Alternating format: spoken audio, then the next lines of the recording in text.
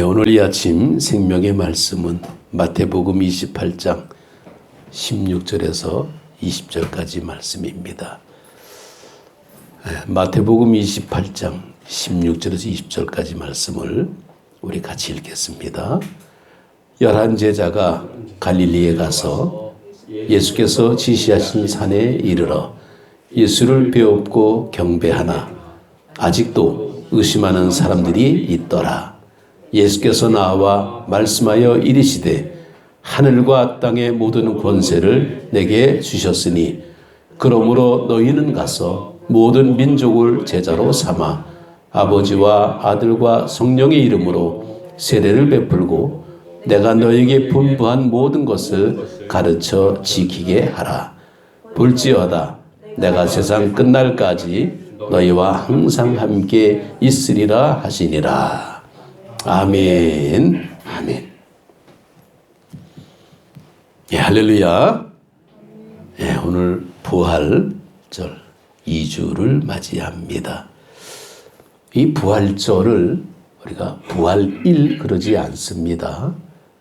부활일 그러면 날짜가 분명히 나와야 되는데 부활절 그러는 것은 시즌, 절기를 이제 의미하고 있습니다. 그 옛날에 초대교회 당시에는 참 부활절 맞추기가 어려웠어요.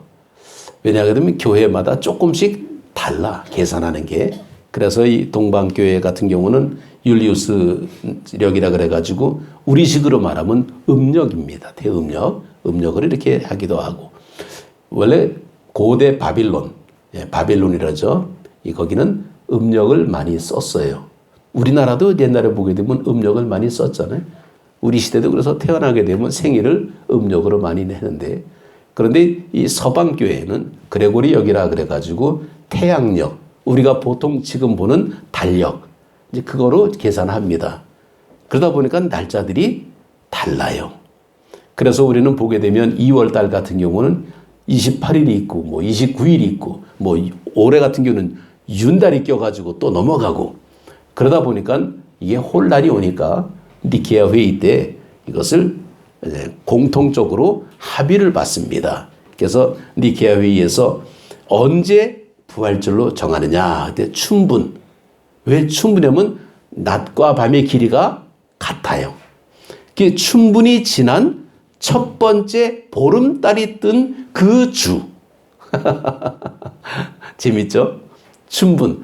낮과 밤의 길이가 똑같은 춘분이 있을 때 그때 첫 번째 보름달이 떴던 바로 그 주일을 부활절로 정하다 보니까 이게 어떨 때는 3월달도 되고 4월달도 되고 막 이제 왔다 갔다 하는 그런 이유가 그렇게 있었습니다. 지금도 조금 이제 그렇긴 해요. 올해는 또 윤달까지 껴가지고 좀 늦은 감도 이제 있었죠.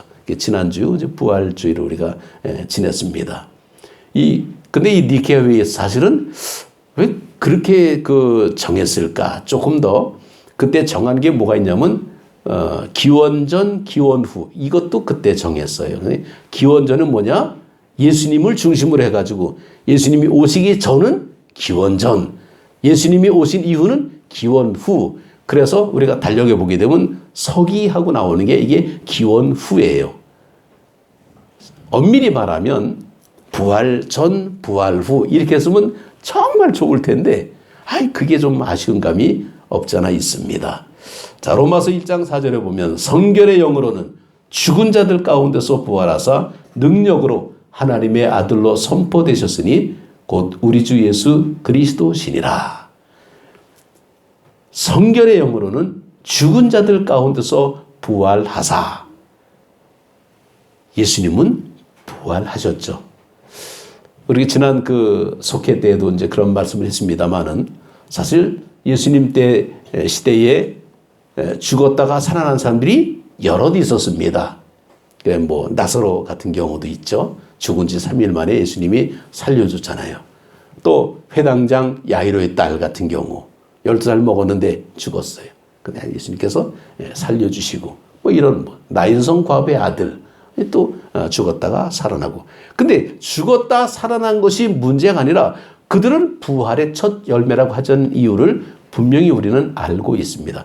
예수님만이 부활의 첫 열매다라는 거죠. 그들이 살아있었으면 지금까지 살아있어야 되는데 지금까지 살아있지 않죠. 또 죽었죠. 그래서 우리는 영원히 살 수 있는 그 모습은 바로 예수님이 부활의 첫 열매가 되셨어요. 그러면 두 번째 열매가 되려면 언제까지 해야 됩니까? 예수님이 돼야 돼. 그래서 예수님이 다시 오실 때에 그때는 비로소 죽은 자들이 다 무덤을 열고 다 공중에서 이제 심판을 받게 됩니다. 그때 우리도 살아있으면 그때 뭐 하나님 앞에 올라가는 거죠. 그래서 우리는 영원한 생명, 새로운 몸으로 바뀌어지는 거예요. 새로운 어떤 그런 모습. 이게 부활의 모습입니다. 그러니까 우리는 믿음으로 부활을 믿습니다. 그렇기 때문에 우리는 죽어도 살겠고 라는 말씀을 믿어요. 그러니까 죽음이라는 사실 장례집에 가게 되면 요즘은 그냥 뭐 이렇게 조화들 막 그냥 진열하고 좀 어떨 때는 좀 지난번에도 이제 장례식에 좀 갔다 왔는데 어우 조화가 얼마나 많은지 몰라. 이게 무슨 그냥 막 복도를 쫙 진열했는데 이야 대단하신 분이구나. 이게 무슨 과시하는 것 같아. 근데 어떤 데 가게 되면 사실 조화가 별로 없는 좀 그런 데도 있어요. 조화가 그 사람을 대신하는 거 아닙니다. 조화가 수백 개 수천 가 있으면 뭐해? 이미 죽었는데 죽은 뒤는 아무 소용이 없다라는 겁니다. 문제는 다시 살아나야 그게 진짜라는 겁니다. 정말 예수님께서 부활의 이 전환점의 모습은 사실 이제 그 담에성 문에서 나가다 보면 북쪽으로 한 200m쯤 가게 되면 이제 정원 무덤이라 그러는데 바로 거기가 아리마대 요셉의 무덤의 자리, 거기가 주님이 부활한 그 장로, 거기에 이제 깃발이 꽂혀 있는 이제 그런 모습을 보게 되는데 그 주님께서 부활하신 이후에 승천하시기 전에 정말 감람산에서 그 예루살렘 그 맞은편이 감람산이거든요. 감람산에서 그렇게 말씀합니다. 오늘 그 말씀이 바로 오늘 읽은 그 말씀이에요. 그래서 예수님이 승천하시기 전에 하늘로 가시기 전에 우리에게 하신 말씀이기 때문에 가장 중요한 말씀이다라는 겁니다. 그래서 그레이트 미션, 정말 그 말씀이다. 뭐 이렇게 얘기를 하는데 이 말씀을 할 때에 정말 그 이 부활의 모든 모습, 정말 유언 같은 그런 모습. 그래서 때로는 모든 민족으로 제자를 삼아 아버지와 아들과 성령 이름으로 세례를 주고 뭐 이 말씀을 우리가 늘 교과서 같이 읽을 때가 참 많습니다. 그런데 그것은 지식적으로 알고 있는 거지 별로 와 닿는 게 없어요. 그래서 우리는 부활 그러면 그냥 행사, 이벤트 같은 모습으로 지날 때가 참 많이 있었습니다. 근데 이 말씀이 교회에 무슨 뭐 목회자나 아니면 무슨 뭐 장로나 이 권사나 우리 직분 맡은 사람들에게만 주는 말씀이 아니라 사실은 모든 그리스도인들에게 다 주시는 말씀입니다. 예전에 부활절 새벽에 되면 초를 키는 그런 그 풍습들이 있었어요. 옛날 교회에서는. 예, 초를 갖다 놓고 다 앞에다가 이제 성냥으로 이제 탁 불을 켜는데 언제 화나게 됩니까? 키는 순간에 화나게 되는 거예요. 초가 크고 작고 길고 두껍고 이게 문제가 아니에요. 키는 순간에 빛은 발하게 됩니다. 부활은 바로 주님이 부활하신 그 순간부터 효력이 지금까지 이어지고 있는 것을 볼 수 있습니다. 그래서 주님께서 말씀하시기를 땅 끝까지 이르러 내 증인이 되라. 이 증인이라는 이 용어는 사실은 법률 용어예요. 법률 용어. 보고 듣고 본 내용을 증거하라. 이게 증인의 모습인데 우리가 예수님에 대한 그런 내용, 예수님의 탄생부터 시작해서 예수님의 일대, 그 십자가의 그 죽음, 부활, 승천 이 모든 것을 증언하라 그랬는데 눈으로 본 적이 있어야지. 본 게 없으니까 말하기가 조금 좀 그렇습니다. 그래서 때로는 증언하라 그러니까 그냥 교과서 같은 얘기만 하는 겁니다. 2000년 전에 예수님이 오셨대. 그분이 십자가를 지셨대. 근데 죽었는데 다시 살아나셨대. 이 내용이 오늘 읽었던 우리의 성경 말씀 보게 되면요. 이 말씀이 나옵니다. 11제자가 갈릴리에 가서 왜 11제자일까요? 가룟 유다는 빠졌습니다. 그런데 예수를 배웁고 경배하나 아직도 의심하는 사람들이 있더라. 이 의심하는 사람이 지금까지도 있다라는 거예요. 그러니까 예수님의 부활의 모습은 제자들도 못 믿고 있는 거예요. 그러니 눈으로 본 사람들도 못 믿는데 보지도 않은 우리들이 어떻게 믿습니까? 보고 믿는 것보다 보지 않고 믿는 것을 믿음이라 그럽니다. 보고 믿음은 확인이지. 그게 믿음입니까? 우리는 믿음으로 우리가 예수님의 부활한 사실을 우리가 고백하게 되는데 이 고백을 우리가 어떻게 표현하느냐? 우선 말로 표현해야 됩니다. 말로 표현하려면 가장 먼저 중요한 것은 내가 어디에 속해 있는가를 알고 있어야 됩니다. 우리가 사람을 만나면 저 사람이 어디 출신이지? 그런 것 따져요. 예전에 그 군대에 가게 되면요. 재미나는 게 꼭 따지는 게 있어. 너 고향 어디야? 어디 학교 나왔어? 하여튼 뭐 별걸 다 따져. 근데 그 중에 하나만 맞으면 반갑다 그러고 다 그냥 친한 척 하죠. 근데 누구는 또 두리뭉실하게 우리는 다 단군의 자손이다. 뭐 그래 또. 뭐 다 똑같죠. 우리는 조상이 다 한 조상이니까. 정말 우리가 어디에 속해 있느냐. 우리는 예수님에게 속해 있다라는 것을 분명히 인식해야 되는 거예요.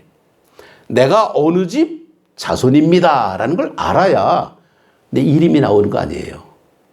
그냥 어디 가서 건수입니다 그러면 이건수인지 저건수인지 조건수인지 어떻게 알아요? 이건수입니다. 그래야 이씨 가문이구나 라는 것을 알 수 있는 것처럼 우리는 예수님의 자손인 것을 우리가 드러내야 됩니다. 그런데 옛날에는요.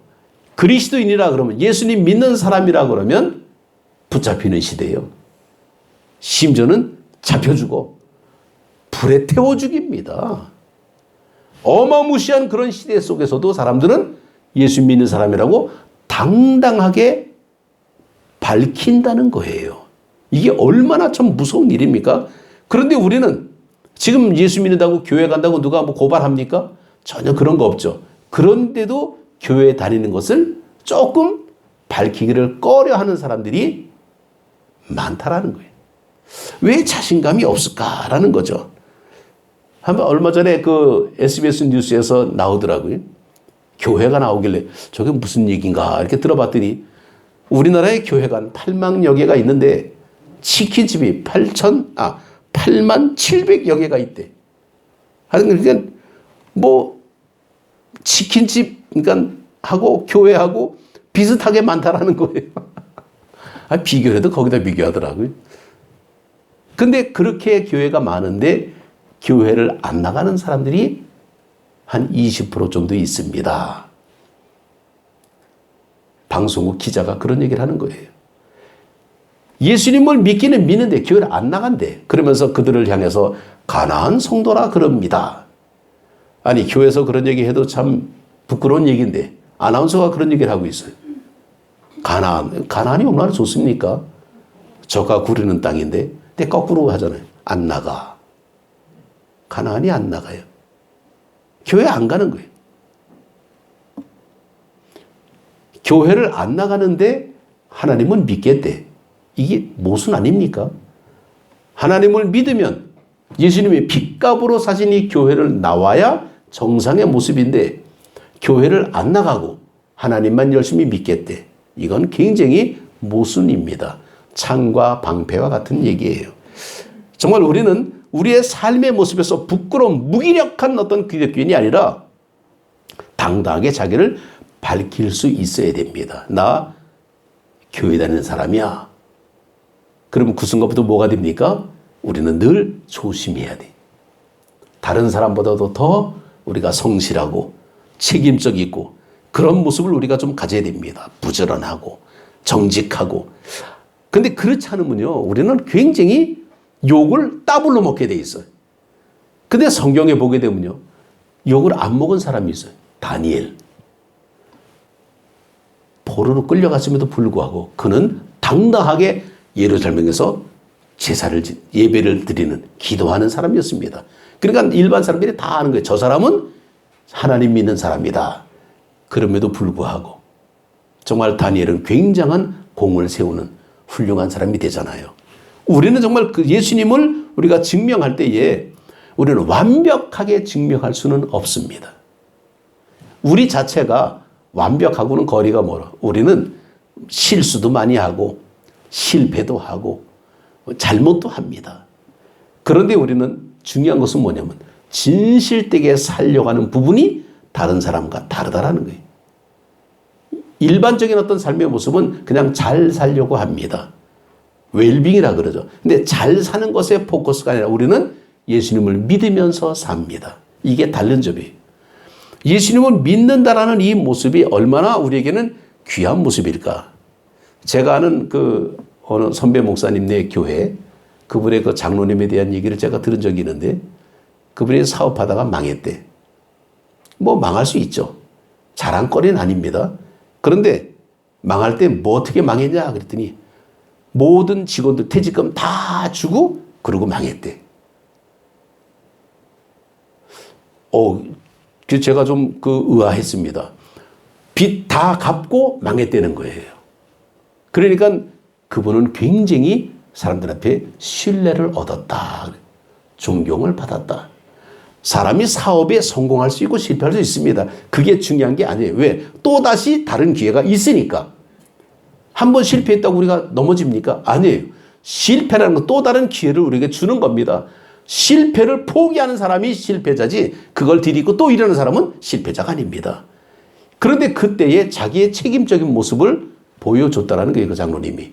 그래서 정말 그 자기 직원들한테 다 격리를 시켜가지고 다 계산 다 정산하게 하고 그러니까 결국 뭡니까? 본인은 남는 게 없어요. 그냥 다. 그런데도 불구하고 그 상황을 봤던 격리 부장이 야, 저 사장님 대단하다. 그리고 사장님 따라서 교회 나왔대요. 그런 얘기를 들으면요. 망하는 것도 좀 멋있게 망한 것 같아. 근데 우리는 하나님 앞에 망하지 않습니다. 하나님 우리가 망하려고 우리를 보낸 게 아니에요. 뭔가 하나님의 뜻이 있어서 하나님 우리가 이 땅에 보내셨죠. 바울이 감옥 갔을 때에 죄가 있어서 갑니까? 감옥에 갔기 때문에 거기서 간수장을 만날 수가 있었죠.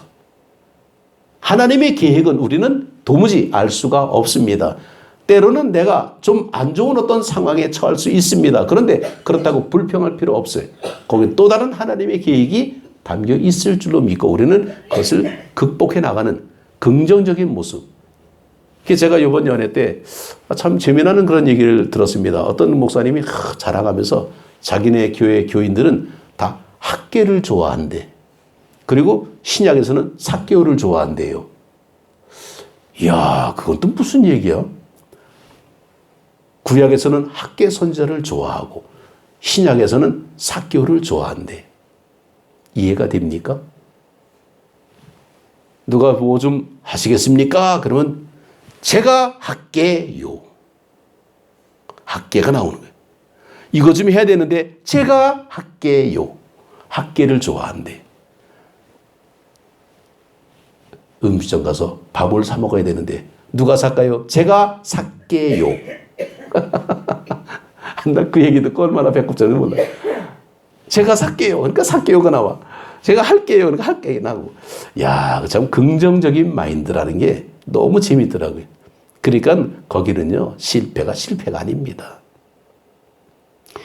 정말 우리의 삶의 현실 속에서 우열을 따질 수가 없는 게 참 많죠.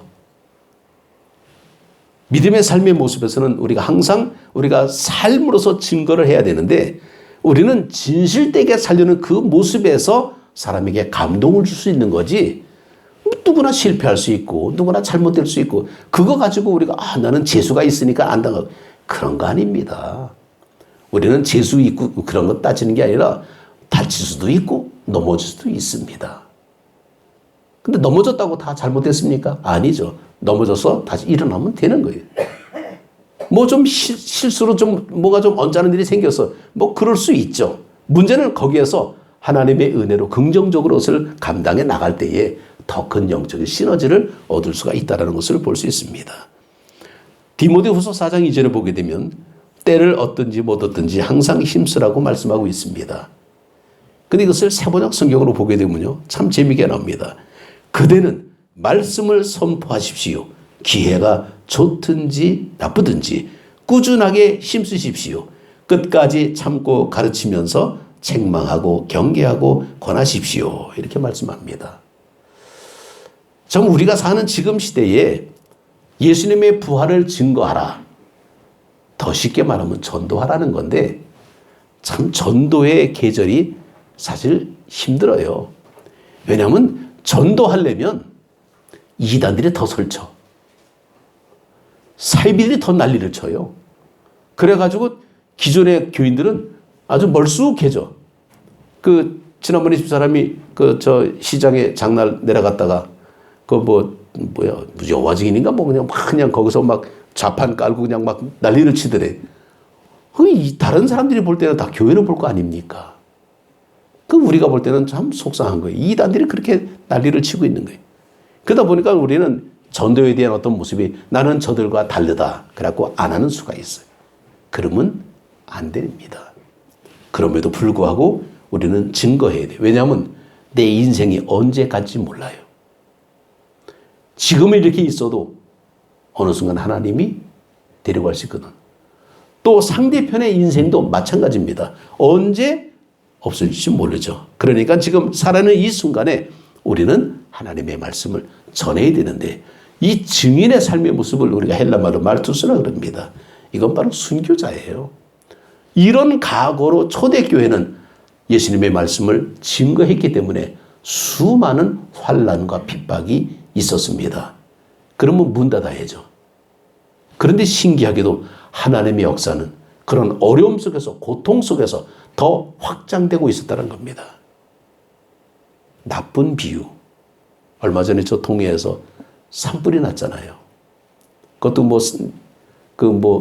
나무가 쓰러지면서 무슨 전기줄을 어떻게 해갖고 화재가 났다 그러는데 이게 또 때는 이때다 그 바람이 왜 이렇게 셉니까? 그냥 그래가지고 그쪽 지역의 교회들하고 많은 성도들의 집들이 전소가 되고 막 그랬대는데 제가 우리 기독교 소식지를 좀 보니까 우리 이 교회들에서 이제 모금을 해가지고 가서 전달하고 하는 그런 장면들이 나오고 있더라고요. 어느 집은 불이 타고 어느 집은 불이 비껴갔어요. 바람이 아마 이렇게 가는 모양이죠. 그 마을을 지나간데도 바람 때문에 이 집은 불이 타고 이 집은 불이 안 타고 그러면 그 집 보고 야 당신은 재수가 있고 이 사람은 재수가 없고 그렇게 얘기합니까? 다 잘못됐어요. 그냥 다 실패했어요. 지금 거기가 계절 장사라 그러잖아요. 그쪽은 해변가가 돼가지고 그냥 다 동네가 쑥밭되다 보니까 불이 타든 안 타든 문제가 다 그냥 주저앉고 말았다라는 겁니다. 이 참 어렵고 힘들죠. 마치 불씨가 퍼져나가는 것처럼 정말 그냥 감당이 안 되잖아요. 헬기가 못 들 정도니까 이게 얼마나 어렵습니까? 초대교회 당시는 그런 거예요. 그러니까 심지어는 사람이 잡혀서 짐승의 밥이 되기도 하고 그냥 온갖 화형 속에 불로 태워주기도 하고 그럴 때 하나님에 대한 신앙의 모습이 더 강력했다라는 겁니다. 제가 이 호남에 와서 놀란 것 중에 하나가 뭐냐면 이 지역에 왜 이렇게 순교자가 많아? 몰랐어요 사실은. 그냥 전 책으로만 보고 그냥 지나가긴 했지.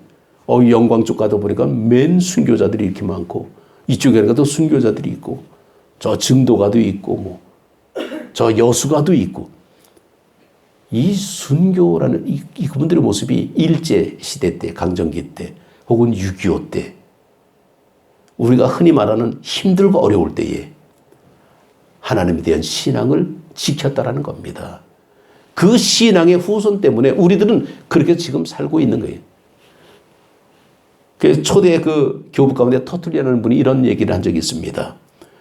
교회라는 나무는 3가지 액체를 먹고 사는데 첫째는 수고의 땀, 둘째는 기도의 눈물, 세 번째는 순교의 피. 이렇게 얘기했습니다. 교회는 그렇게 성장을 해야 됩니다. 순교자의 피를 먹고 성장했다는 겁니다. 그렇게 위험 속에서 교회가 이렇게 버텼는데 지금은 교회가 이상한 모습으로 지금 치부가 되고 사이비들이 더 설치고 그러다 보니까 왜곡되고 오해받고 그래갖고 그냥 교회가 무시당하는 그런 시대를 우리가 지금 살고 있습니다. 그러면 우리 같으면요, 교회 문 닫아야 돼. 장사도 안 되면 뭐합니까? 폐업하면 되잖아요. 그런데 하나님의 역사는 오히려 이것이 더 큰 기회다라는 겁니다. 하나님의 역사를 보여주는 찬스라는 겁니다. 정말 기회가 좋든지 나쁘든지 우리는 좋을 때만 하려고 그러면 안 된다는 거예요.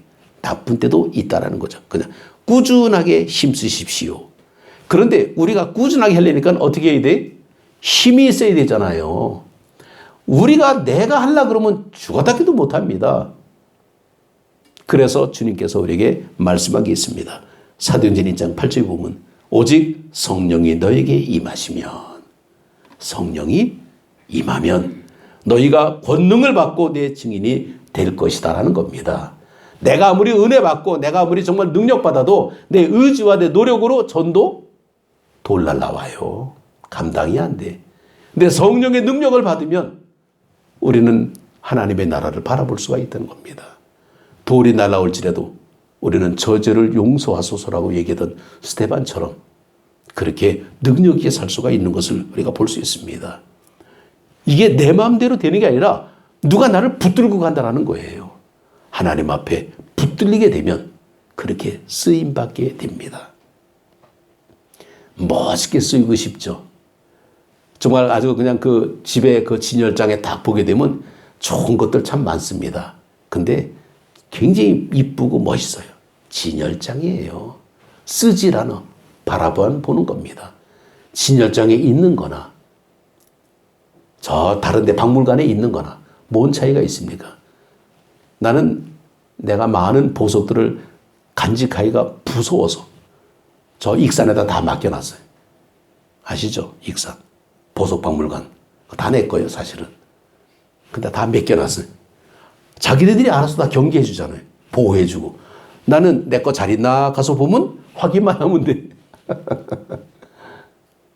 그거 가지고 이렇게 집에 있어 봐야 그냥 CCTV 달아야 되고 그냥 보안장치 해야 되고 심지어는 경비업체 그런 거 참 얼마나 힘들겠습니까? 이 세상엔 쥐고 가는 게 아니라는 거죠. 그저 쓸 만큼 있으면 됩니다. 먹을 만큼 있으면 되고 나머지는 다 뭐예요? 주를 위해서 활용하는 겁니다. 믿음의 삶의 모습은 하나님 앞에 붙잡히가 되면 우리는 그렇게 살 수가 있습니다. 이것을 우리는 사명이라 그래요. 사명은 흔들리지 말아야 됩니다. 근데 바람이 막 불면 흔들릴 수밖에 없어요. 그럴 때 우리는 흔들림에 같이 따라가는 것이 아니라 버틸 수 있는 힘이 있어야 됩니다. 그래서 우리가 누가복음 15장 7절에도 보면 내가 너에게 이르노니 이와 같이 죄인 한 사람이 회개하면 하늘에서는 회개할 것 없는 의인 99으로 말미암아 기뻐하는 것보다 더하리라고 말씀합니다. 내가 주님의 일을 감당하면 주님이 우리의 모든 일을 해 주신다는 거예요. 그러면 얼마나 좋습니까? 나는 주님의 일만 감당하는 거예요. 우리가 그렇게 되면 인정받게 되는 거잖아요. 이 인정받는 게 참 좋죠. 자녀들은 부모한테만 인정받으면 됩니다. 학생들은 선생님한테 인정받으면 됩니다. 또 이 종업원들은 윗사람한테 인정받으면 되죠. 우리는 하나님 앞에 인정받으면 됩니다. 중국 선교사였던 허드슨 테일러라는 이 선교사에게 어떤 사람이 이렇게 물었습니다. 목사님, 당신 정말 놀라운 이런 선교를 어떻게 감당할 수 있습니까? 도대체 비결이 뭡니까? 그랬더니 이 선교사님이 그렇게 대답했죠.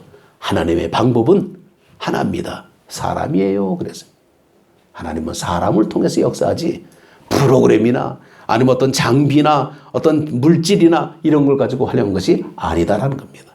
우리 한 사람, 나 한 사람, 사람을 통해서 역사하신다라는 거죠. 하나님을 경외하고 하나님 앞에 순종하는 사람을 하나님께서 들어 세워 주십니다. 자, 역사를 보십시오. 하나님이 이스라엘을 선택하셨습니다. 그런데 하나님께서는 법궤를 빼앗겨도 가만히 있었어요. 심지어는 이스라엘 성전이 무너져도 가만히 있었어요. 왜 그랬을까요? 하나님은 그 순간을 기다리고 있었다는 겁니다. 그들이 회개하기를. 그래서 우리는 신앙에 대한 모습은 뭐냐? 우리가 이 예루살렘 성전이 망했을 때 많은 사람들이 거기에 대해서 실망했지만은 그러나 하나님은 끄떡 안 했어요. 망할 수 있지. 내 영광이 떠나면 망하는 거야. 사람이 살지 않는 집은 무너질 수밖에 없습니다. 근데 사람이 살면 고치게 되잖아요. 하나님의 영광이 임재하면 하나님께서 역사하십니다. 하나님의 영광이 떠나면 무너지는 거예요. 아무리 좋은 뭐래, 빌딩이면 뭐해, 콘크리트는 뭐해, 다 무너집니다. 자, 지난번에 어디 익산인가 그쪽에 지나가다 보니까 아파트 단지가 쫙 있는데 한 가지는 사람이 안 살아. 아파트까지는 다 지어놨는데 뭐 몇십 년 됐대나 봐, 그게. 부도 나가지고. 너무 아까운 거예요. 그 건물들이 그 몇 채가 있는데 흉물스러워요, 아주. 사람이 없으니까. 그거 참, 난 왜 그런지 이유는 잘 모르겠지만 얼마나 아까운지 몰라요. 우리가 그렇습니다. 하나님이 세워주지 않으면 아무 소용없는 거예요. 근데 하나님이 함께 하시면 초가 삼간이라도 행복하게 살 수가 있습니다. 믿음의 삶의 모습은 그거예요. 부활의 신앙을 가지고 우리가 믿음으로 나아가는데 히브리서 11장 35절에 보게 되면 여자들은 자기의 죽은 자들을 부활로 받아들이기로 하며 또 어떤 이들은 더 좋은 부활을 얻고자 하여 심한 고문을 받되 구차히 풀려나기를 원하지 아니하였으며 라는 말씀이 나옵니다. 아주 강력한 믿음의 놀라운 표현이죠. 여자들은 자기의 죽은 자들을 부활로 받아들이기로 하며 또 어떤 이들은 더 좋은 부활을 얻고자 하여 심한 고문을 받되 구차히 풀려나기를 원하지 아니했다라는 거예요. 당당하게 나 죽이려면 죽여라. 나는 주님의 부활을 증거하겠다라는 겁니다. 이런 놀라운 용기는 어디서 날 수 있을까요? 바로 성령의 능력이죠. 고문당하다가 핍박받다가 죽어갔습니다. 우리가 그거 보고 야 얼마나 힘들겠까, 얼마나 안타까운가. 그런 것이 아니라 그들은 그 죽음을 기꺼이 받아들일 수 있었다는 겁니다. 그런 믿음이 오늘 우리에게 얼마나 필요한지 모릅니다. 하나님께서는 하나님의 마음에 합한 사람을 찾는데 요즘 성경에는 그것이 어떻게 보면 하나님의 마음에 드는 사람이라고 바뀌었어요. 마음에 들어. 그러면 끝나지 않습니까? 하나님의 마음에만 들면 다 해결됩니다. 그 하나님의 마음에 들기 위해서 우리는 지금도 열심히 나와서 예배드리고 헌신하고 봉사하고 순종하고 충성하고 하는 거예요. 오늘 이 시간 우리는 부활의 정말 그 삶을 살기 위해서는 내가 있는 처소에서 최선을 다해서 하나님의 말씀을 증거할 수 있는 용기를 얻어야 됩니다. 그러려면 시동을 걸어야 돼. 자동차가 아무리 좋으면 뭐합니까? 레카차에 끌려가면 아무 소용없어요. 우리가 시동을 거는 게 뭡니까? 기도하자라는 거예요. 하나님 앞에 우리가 기도하고 부릉부릉 기도가 성령 충만한 능력 받으면 그냥 그때는 뭐 어디든지 가오리다지 뭐. 기름만 채우면 갈 수 있는 거 아닙니까? 성령의 충만함으로 우리는 어디 가서 주님의 복음을 증거할 수 있습니다. 그때 하나님께서 얼마나 기뻐하실까? 하나님이 기뻐하시는 모습은 우리 모든 것이 다 아름답게 해결될 줄로 믿습니다.